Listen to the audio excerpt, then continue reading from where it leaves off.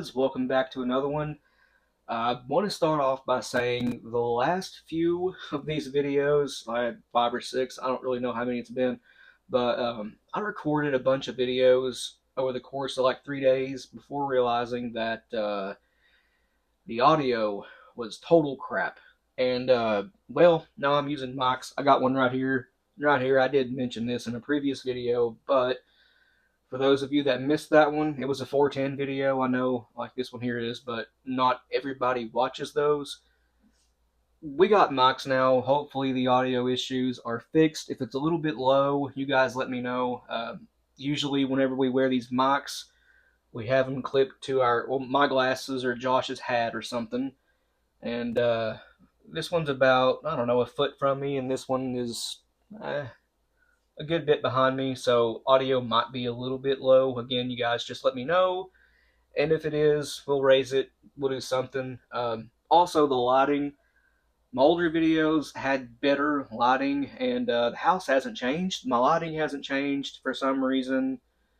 Everything is now kind of grainy and yellow. I haven't changed nothing. I don't know why that's the way it is, but I've changed the position of the light from where I normally have it. If the lighting's better, let me know. You guys not care? I know you care about the audio. I got a bunch of comments about how bad the audio was, and I know it was really bad. I have no idea what happened. I'm just using camera audio, or I was, like I've always done here, and I know my old phone just kind of crapped out, but those iPhones were known for having audio issues.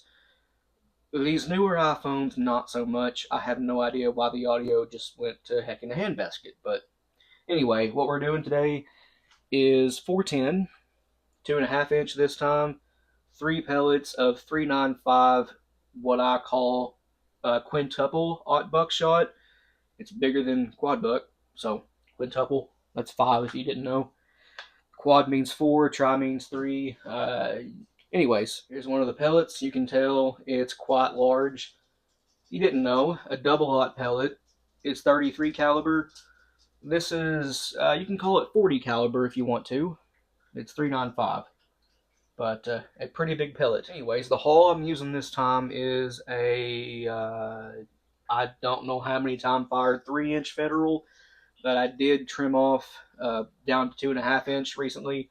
I believe these are hulls that I had when I was a kid. My brother Jaron, if you guys have seen him around, he's in some of the videos. His dad bought me a 410 H&R Topper Model 98 when I was 8 years old, which would have been 2003. I could have been 9, 2004. Anyways, about 21, 22 years ago, and I got these hulls when I got that gun, and I saved them, and this is one of the hulls I had when I was a kid. First day I got that 410, and I still have a few of them, but they are, I don't know, I don't like using these that much because I've had them for most of my life. I'm 30 years old now, if you didn't know. But we are using it. It is trimmed down to 2.5 inches. I have not scabbed it because we are just roll crimping this. No need to scab the hull. But for the gas seal, I have the 410 stretch wad or MG 410, either one of the two. It's the same wad. The stretch has a longer shot cup. But I cut the shot cup off. We are left with just the base of the wad. Actually, right here's the shot cup. And why are we ditching the shot cup? Because the 395 cal is way too big to fit. So, get rid of it. And for filler, a 32 gauge fiber cushion wad. Why 32 gauge? If you've never seen 32 gauge, it's obviously far bigger than 410 is. So, half of a 1/2 inch 32 gauge nitro fiber cushion wad, excuse me. And why are we using it? Well, I don't have any 410 filler other than 410 nitro cards, and those are hard as a rock. I want some cushion in this to take up a little bit of the shock upon being fired. It should help with pellet deformation. These are hard cast, wheel weight alloy, and we're just going to tear this up into little pieces and kind of crush it a little bit. And I dropped it and stuff it down in there. And I have a 3/8 inch wad tamper out here from Gary Caskey that I'll use. tamp that down and get it conformed to the inside of the hull. And then we have 395 pellets, BSB buffer, that's optional. I feel like shells like this could really benefit from buffer, but we'll see. Anyways, we're using half of it, so 1/4, because you just need the 1/2 inch of the 32 gauge fiber cushion wad. That takes up enough room inside the 410 hull. Right here it is.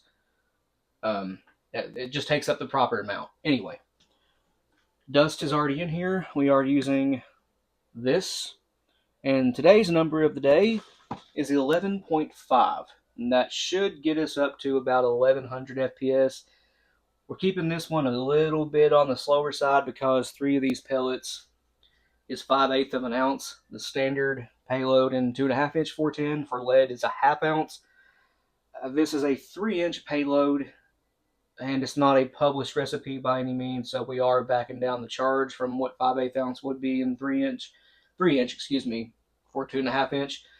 And going off past experience and stuff, this should be moving about 11, maybe a little bit more, maybe a little bit less. But guys, this is a huge pellet, a lot bigger than double aught, and it's going to carry some energy. The lower velocity will make up for the bigger pellet, more mass will make up for the little bit lower velocity, is what I was trying to say. But let's throw it together. Forgot to mention one thing. This is a CX50 primer, not the CX2000.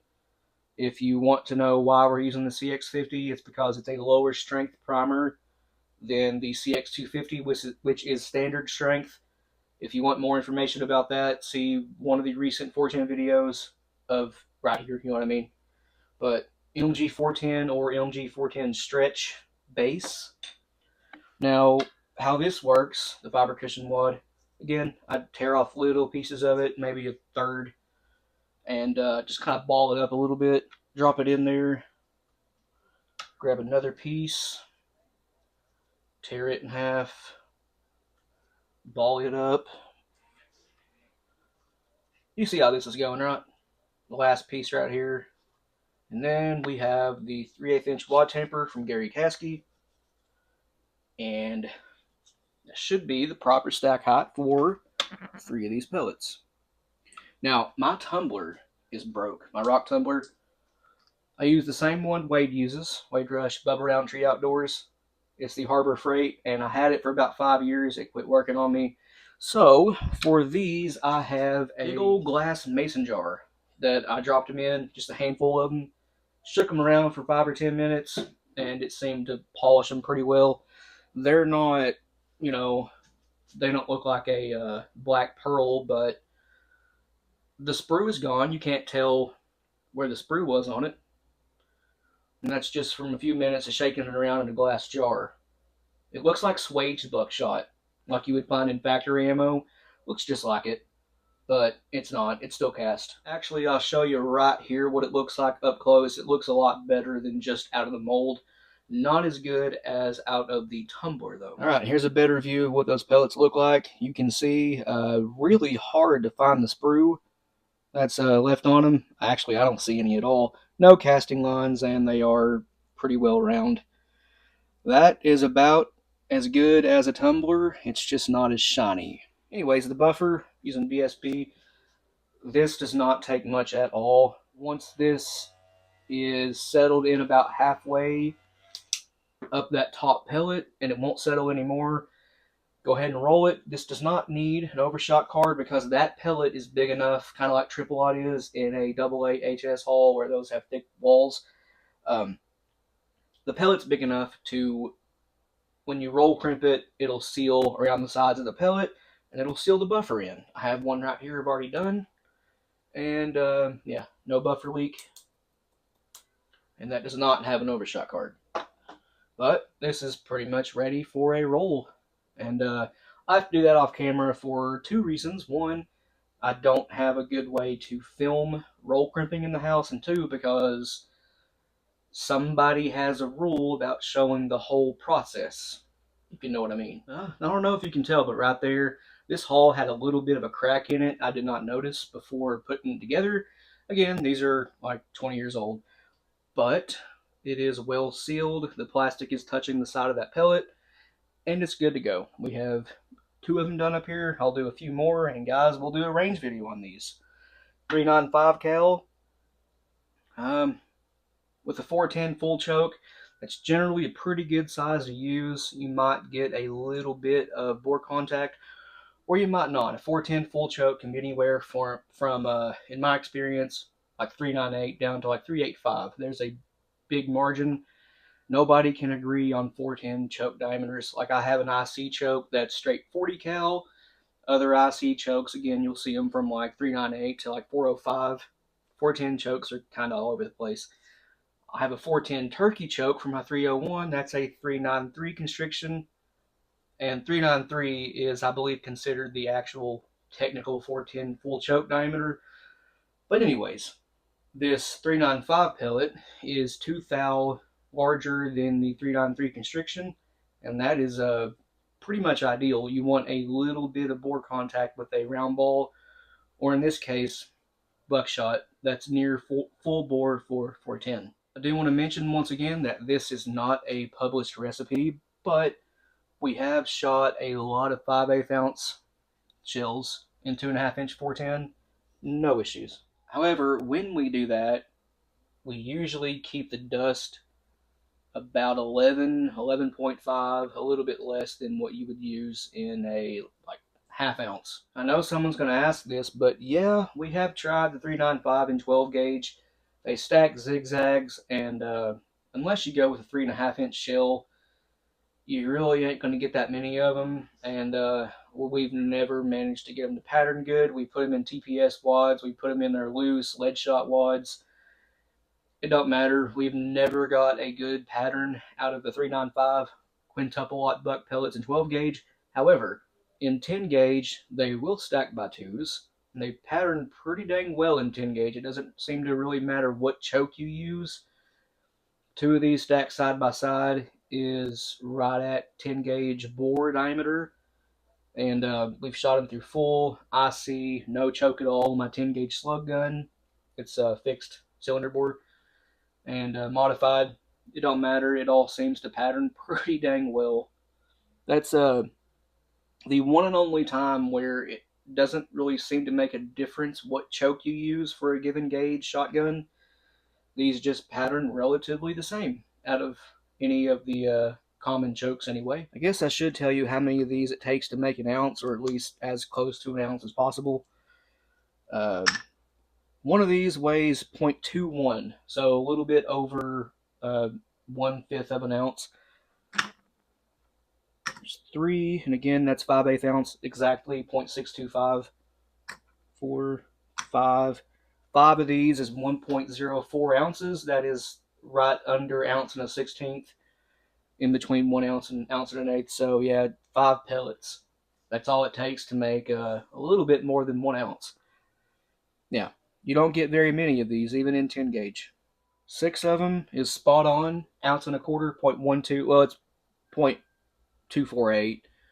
1.25, you're 2 thou off, so we'll call that ounce and a quarter.